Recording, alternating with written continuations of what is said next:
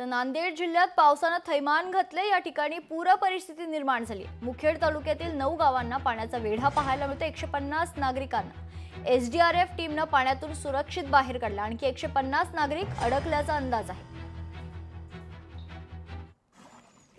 याचाच आढावा घेतला आहे आमचे प्रतिनिधी कमलाकर बिरादार यांनी। पाहूया।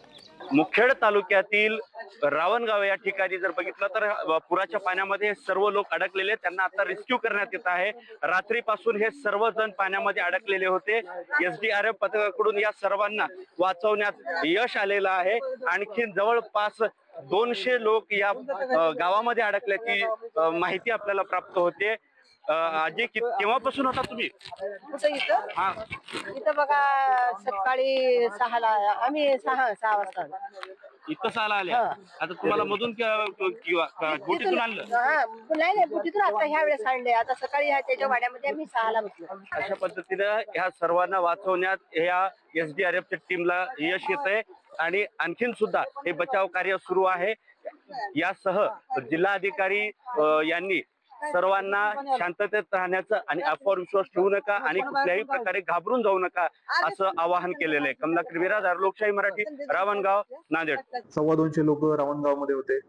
हसनाळमध्ये 7 ते 8 लोक होते। बिंगोलीमध्ये 40 लोक होते। तर काही जे क्रिटिकल लोकेशन्सला एकदम लोक होते त्यांना आम्ही रेस्क्यू केले।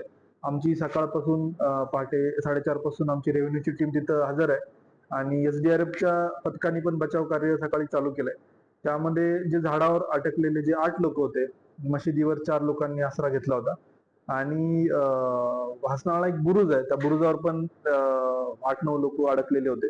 या सर्वांना आम्ही रेस्क्यू केलेलं आहे। आता जे उर्वरित लोक आहेत ते तसं सध्या सुरक्षित ठिकाणी आहे, परंतु पाण्याने वेढलेले आहेत, तर त्यांना बचाव कार्याचं काम चालू आहे। तर या कामी एसडीआरएफची टीम आहे, पोलिसांची क्विक रिस्पॉन्स टीम पण त्या ठिकाणी पोहोचलेली आहे।